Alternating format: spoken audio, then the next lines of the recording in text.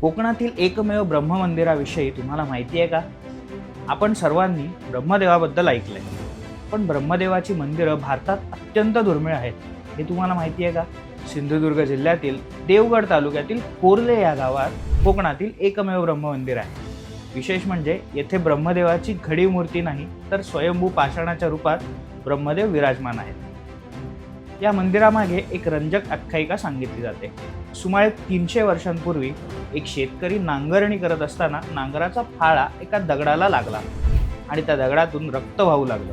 घाबरलेल्या शेतकऱ्याला त्याच रात्री स्वप्नात दृष्टांत झाला की त्या पाषाणात ब्रह्मदेवाचा वास आहे. दुसऱ्या दिवशी त्याने पाहिलं की एक गाय त्या पाषाणावर पान्हा सोडत होती.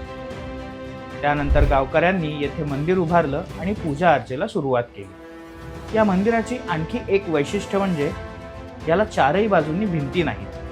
ब्रह्मदेव चतुर्मुख असल्यामुळे मंदिराच्या चारही दिशा खुल्या ठेवण्यात आल्या आहेत. टेकडीच्या कुशीत वसलेलं हे मंदिर आजही हजारो भाविकांच्या श्रद्धेचं केंद्रस्थान आहे. नवसाला पावणारा आणि हाकेला धावून येणारा ब्रह्मदेव म्हणून या स्थानकाची ख्याती आहे. कोकणात फिरायला गेलात तर या अद्भुत आणि दुर्मिळ देवस्थानाला भेट द्यायला विसरू नका. लाऊड महाराष्ट्राला फॉलो करा आणि सबस्क्राईब करा. धन्यवाद.